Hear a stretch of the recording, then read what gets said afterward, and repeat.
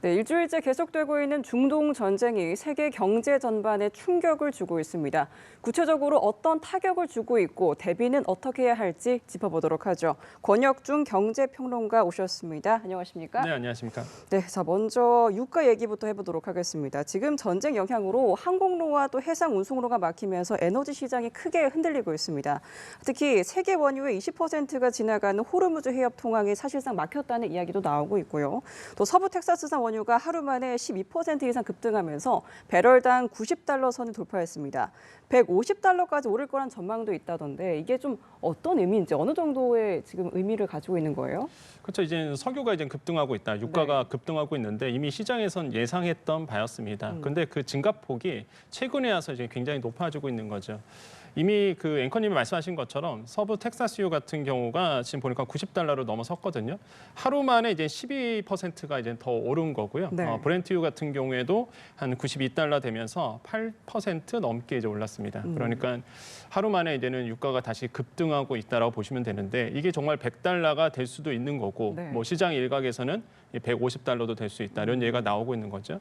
근데 좀 우리가 더 집중해야 되는 게 이제 오르는 건 당연히 우리가 예상을 했잖아요. 근데 서부 텍사스유가 브렌트유 오르는 것보다 더 빨리 오릅니다. 그러니까 사실 원래 브렌트유가 국제 기준이에요. 네. 국제 기준이고 서부 텍사스유보다 한 5달러 정도는 항상 이게 위로 올라가 있습니다. 근데 지금 거의 갭이 2달러밖에 차이가 안 나요.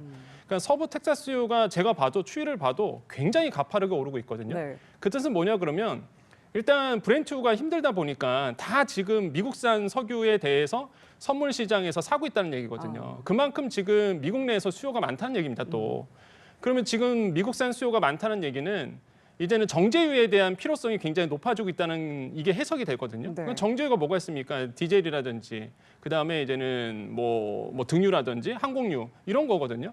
그러니까 경유라든지 이런 쪽에서 이제는 봤을 때 수요가 굉장히 좀 많아질 수밖에 없는 거고 공급이 안 되다 보니까 그래서 서부 텍사스유가 브렌트보다 상승폭이 훨씬 더 크다. 네. 이런 거는 앞으로도 더 문제가 될 가능성이 굉장히 좀 더 크고 이 두 번째로는 그런 겁니다. 이제 걸프국의 대응이 되게 중요한데 많은 분들이 이런 생각을 하셨어요. 처음에 이제는 전쟁이 터졌을 때, 야 그러면은 호르무즈 해협을 안 통과하고 돌아가면 되지 않냐? 돌아가면 되지 않냐? 네.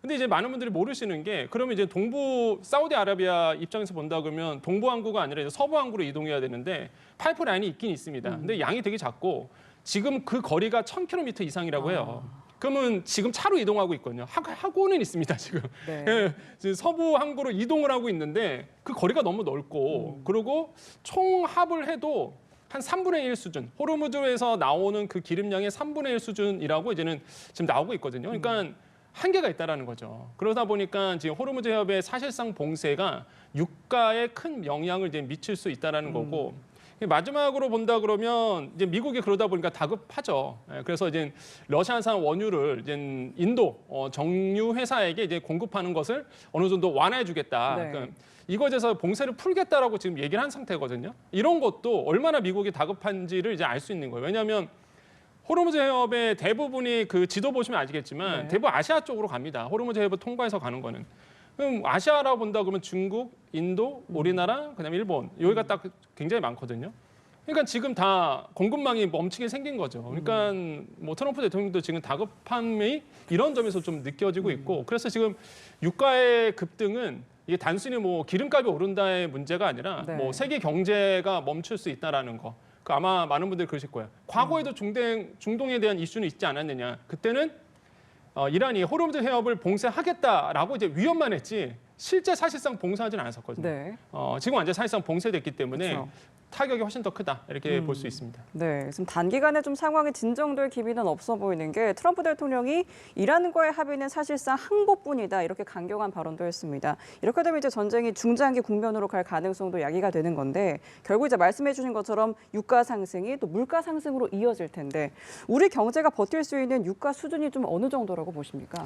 지금 이제 말씀 정확히 하셨는데 유가가 오른다는 얘기는 물가를 자극하게 됩니다. 예. 당연히 이제 인플레이션에 대한 압박이 찾아오게 되는데 보통 우리가 이제 유가가 상승한다. 그럼 이제 소비자 물가에 영향을 주는 게 시차가 한 3에서 6개월 정도로 우리는 항상 예상을 하고 있습니다. 네. 그 사이에 이제 생산자 물가가 오르겠죠. 에너지 비용도 높아지고 그다음에 생산 비용도 높아지고 무엇보다 물류 이런 운송에 대한 비용이 높아지게 됩니다.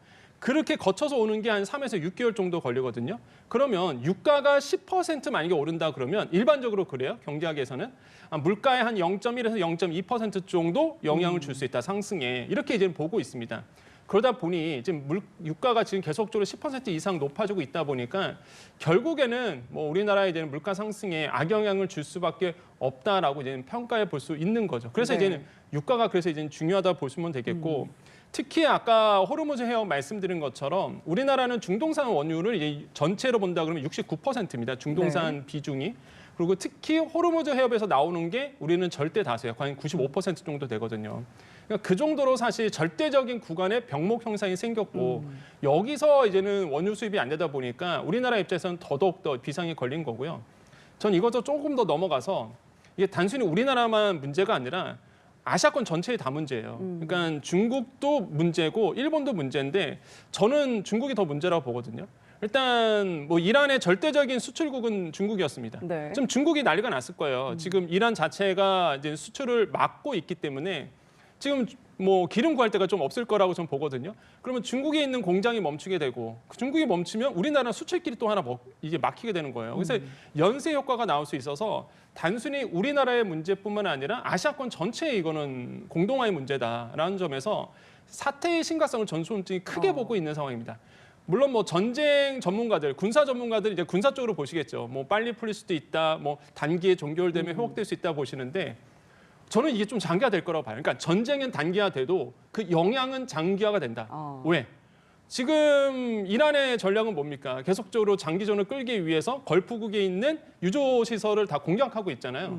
언제 이게 회복이 될지, 언제 이게 생산이 다시 늘어날지 이게 가장 큰 핵심이고 이게 회복되는 데는 좀 시간이 걸릴 것 같아서 아마 경제적으로 봤을 때 좀 회복되는 순간은 좀 더 나중되지 않을까. 네. 그래서 굉장한 물가의 압박으로 작용할 수 있다라는 점 단단히 우리는 좀 준비를 해야 되는 과정이라고 생각해 봅니다. 네, 지금 이 영향이 이제 일상에서도 좀 체감이 되고 있는 것 같아요. 국내 기름값에도 벌써 반영이 되고 있는 모습인데 전국 평균 휘발유 가격이 지금 1,900원에 거의 근접을 했고요. 또 서울 일부 지역에서는 또 2,000원을 바라보는 가격도 나오고 있습니다.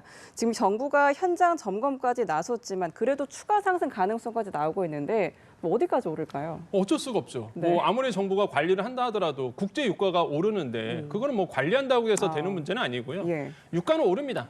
유가는 올 수밖에 없고 지금 이제 그래프가 잠깐 나오고 있는데 여기 보시면 이제 호르무즈 해협이 보이죠. 그래서 네. 저도 너무 궁금했어요. 제가 호르무즈 해협을 다녀온 사람이 아니라서 그 국가 전문가에게 중동 전문가에게 여쭤봤습니다. 저 호르무즈 해협이 얼마나 좁아요? 했더니 좁은 게 문제가 아니라 아까 우리가 그림 봤었죠. 코너가 너무 심해요. 그리고 또 안에도 지형도 되게 네, 지형도 이상하다고 어렵고 하더라고요. 그래서 네. 유조선이 돌리기가 굉장히 어려운 구간이라 합니다. 그러니까 한 번 유조선이 멈추게 되면 네. 이게 병목 형상이 생기는 거예요. 그러니까 이게 이란이 이제 머리를 잘 써서 거기를 막고 있는 거거든요. 사실상 이게 오래 간다는 얘기고 그러면 지금 기름값은 계속 오르게 된다는 얘기고요.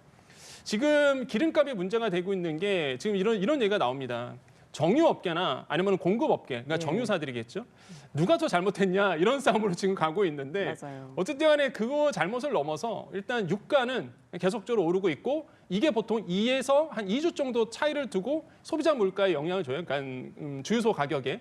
그렇게 된다 그러면 이제 한 2주가 다 돼갑니다. 지금. 그러면 본격적으로 아마 주유소 가격이 오르는 타이밍이 이제 올 수가 있다라는 거죠. 그렇기 때문에 저는 이제 기름값은 더 오를 수밖에 없고 휘발유나 아니면 운송업에 하시는 분들은 상당한 부담을 안고 지금 계속적으로 운송업 본인의 일을 할 수밖에 없는 부분이다. 그래서 리스크 관리가 굉장히 필요한 부분이라고 생각을 해보겠습니다. 네, 그러니까 지금 말씀해주신 부분, 그러니까 정부는 이제 가격 관리 압박을 하고 있고 또 업계는 구조적으로 통제가 어렵다라는 입장인데, 그러니까 정유업계와 주유소 업계 사이에서 닉탁 공방이다 이거 네. 벌어진다는 이야기, 이 상황을 좀 어떻게 봐야겠습니까? 꼴불견이죠, 사실. 저는 그렇게 보고 있는데 네. 왜 그러냐면 이게 사실 주유소 업계도 좀 문제가 됐었어요. 제가 봐도 이해가 안 됐었거든요. 왜냐하면 이미 아시다시피 재고 물량이 있습니다. 근데 재고 물량이 있음에도 불구하고 바로 뭐 국제 유가 오른다고 해서 뭐 100원, 200원씩 계속 올라갔거든요. 그거는 사실상 좀 문제가 있었다라고 생각을 해봐요. 물론 이제 소비자 가격, 이제는 주유소가 가격을 올린다는 거는 합리적인 판단을 보여집니다. 왜냐하면 국제유가가 올라서 이제는 한 일주에서 조금 정도 지났기 때문에 아마 공급가도 올랐을 거고 그래서 이제 지금부터 만약에 뭐 기름값이 오른다는 건 이해가 돼도 전쟁 터지자마자 기름값을 올렸다는 거는 제가 봤을 때는 일단 폭리 분명히 맞다. 어느 정도 일부 주유소, 뭐 전체가 그렇다는 건 아니고 네. 일부 주유소에서 이런 것을 편승해서 가격을 올렸다라고 저는 생각을 해보거든요. 그래서 이런 점들도 얘기하고 있고 근데 주요 업계는 또 이런 얘기를 해요. 공급가가 올랐기 때문에 뭐 소비자 가격이 올랐다 이렇게 보는데 이제 공급 업체 같은 경우에는 구조가 어떻게 돼 있냐 그러면 이제 공급 업체에서 이제 소매 쪽으로 넘길 때는요. 항상 이제 공급가를 어떻게 책정하느냐? 싱가포르 현물 가격에서 이제는 환율을 이제는 더하게 됩니다. 그래서 이런 과정을 거치는데 이런 과정이 아직 적용되지 않은 물량이 있음에도 불구하고 가격이 먼저 뛰었다는 거는 사실 뭐 네 탓, 내 탓이 아니라 전체적인 이런 그 기름값에 대한 유통 체계를 다시 한번 이번 기회에 한번 되돌아봐서 이런 어떤 불합리함이 사라질 수 있도록 고치는 것이 우리의 지금 사회 숙제지 않을까라고 생각을 해보겠습니다. 네, 그러니까 에너지 의존도가 높은 우리 경제 전반에도 이제 긴장감이 고조되고 있는데 사실 이제 원가 부담을 넘어서 수출 주력인 반도체와 또 자동차 산업까지 이제 파급 효과가 미칠 거란 우려가 커지고 있습니다. 이번 사태를 봤을 때 그렇다면 우리 경제가 특히 취약한 부분은 어디인지 또 가장 먼저 영향을 받을 산업 좀 어디에 있을까요? 일단은 물류 쪽이에요. 네. 저는 이제 가장 물류가 핵심적인데 우리나라 아시잖아요. 다 수출 나라입니다. 그래서 네. 수출이 맞추면 안 되는데 해상 물류에 대한 이제 물류 비용이 크게 증가될 수밖에 없고 무엇보다 보험료가 높아지고 있습니다. 예, 물류에 대한 보험료가 굉장히 높아져서 이게 또 기업들 입장에서는 굉장히 또 부담으로 다가오기 시작했거든요. 그러다 보니 이제는 수출 기업 입장에서는 굉장한 어려움이 예상이 되고 또 한 가지가 이 전쟁이 장기화된다 그러면 일단은 소비 지출 자체가 좀 줄게 됩니다. 왜 그럴까요? 기름값이 올라가니까 물가 올라가거든요. 그럼 소비를 덜 하게 돼요. 모든 네. 국민들이. 그렇게 된다 그러면 핸드폰을 바꿀 타이밍도 핸드폰을 안 바꾸겠죠. 아. 그러면 우리나라에 대한 뭐 반도체라든지 우리나라에 대한 뭐 모바일 쪽이라든지 이게 장기적으로도 영향을 줄 수밖에 없고 대표적인 사례가 이제는 중동 쪽에서 나왔습니다. 중동에서 가장 큰 핵심이 소버린 AI라고 해서 이제는 자체 내 AI를 만들자라는 분위기였단 말이에요. 네. 근데 지금 중동 완전히 난리가 났잖아요. 이게 딜레이 될 거예요, 분명히. 그러면 AI 산업에 대한 투자가 줄어들게 되고 그럼 우리나라가 사실 이런 사우디아라비아라든지 이런 중동 쪽에 소버린 AI 붐이 불어서 이쪽에 반도체 팔고 AI 시설에 대해서 이제는 잘 나가는 이런 계획을 짜놨는데 그 계획이 완전히 어그러지는 거거든요. 그러니까 단순히 지금 주가가 생각보다 괜찮다라고 해서 그럼 뭐 문제가 단기적으로 끝나는 거 아니냐라고 보시면 굉장히 안일하다라고 저는 생각을 해보고요. 네. 그렇기 때문에 이 문제를 좀 심각하게 볼 필요가 있다. 저는 그렇게 판단해 보겠습니다. 네, 저희 증시 얘기도 좀 짚어보도록 할게요. 국내 증시가 이제 지난주 큰 폭의 조정을 받았습니다. 다만 최근에는 좀 외국인 투자자들이 저가 매수에 나선다는 움직임도 보인다는 분석도 있는데 지금 시장의 흐름을 보셨을 때 외국인 자금이 다시 유입될 가능성은 좀 어떻게 보십니까? 저는 갈아타고 있다 이렇게 갈아타고 생각을 해보거든요. 그러니까 네. 유가증권 시장 코스피에서 빠져나와서 코스닥 쪽으로 외국인들이 갔다 이렇게 저는 판단해 봅니다. 실제 많은 분들이 좀 의아하는 게 생각보다 증시가 괜찮다는 얘기를 해요. 물론 우리가 뭐 양일간 좀 크게 빠졌던 적은 있었습니다. 네. 굉장히 과도하게 좀 빠졌었는데 그럼에도 불구하고 이제는 그 다음날 바로 또 상승을 했잖아요. 그래서 좀 증시가 전쟁 이슈 치고는 괜찮다는 얘기가 많이 나왔는데 근데 좀 그것도 안일하다라는 거죠. 골드만삭스의 CEO가 최근에 이런 얘기를 했습니다. 증시가 너무 생각보다 완곡하다, 굉장히 완화하다 이런 얘기를 썼거든요. 그러니까 무슨 뜻이냐면 위험 리스크를 전혀 반영하지 않고 있다라는 얘기를 했었어요. 그래서 데이비드 솔로몬이라는 사람이 그런 얘기를 했는데 저도 그 말에 굉장히 공감했습니다. 의외로 침착한 거예요. 그래서 이런 점들이 지금 증시에 좀 있는데 근데 무엇보다 이걸 보셔야 돼요. 그럼 네. 외국인들이 언제 우리나라에서 의미 있는 순매수를 할 것이냐라고 보면은 지금 코스닥 쪽에서는 외국인들이 들어오고 있습니다. 이게 보니까요. 지난달부터 코스닥 쪽은 3조 한 4천억 원 정도 외국인들이 순매수를 하고 있고요. 네. 전쟁이 일어난 이후부터는 한 2조 3천억 원 정도 순매수를 하고 있거든요. 반면에 코스피 시장에서는 한 28조 원을 지난달부터 빼기 시작했습니다. 지금까지. 그러니까 코스피에서 돈 빼서 일부를 코스닥 쪽으로 옮겨갔다는 거죠. 그 왜 그러냐면 우리나라가 코스닥 지금 활성화 대책이 나왔죠. 액티브 ETF 자금이 분명히 들어갑니다. 이번 달부터. 요게 이제는 출시가 되니까. 그럼 이제 코스닥이 더 뜰 거라고 지금 보고 있어서 2차 전지주 아니면 바이오 쪽 이런 쪽에 이제는 외국인들이 이제 투자를 하고 있고 이런 점들이 지금 약간 우리 시장에 대해서 목격되고 있는 부분이에요. 그래서 흐름을 탄다 그러면 코스닥장에 관심을 가지셔야 되겠고, 하지만 내가 약간 보수적인 투자자라고 본다 그러면 저 같으면 저는 약간 보수적이거든요. 네. 그러다 보니까 저 같은 경우에는 약간 관망하는 쪽으로 가시는 게 더 맞지 않나 이렇게 생각해 봅니다. 네, 알겠습니다. 여기까지 시장 이야기 권혁준 경제평론가와 함께 이야기 나눠봤습니다. 오늘 말씀 고맙습니다. 네, 감사합니다.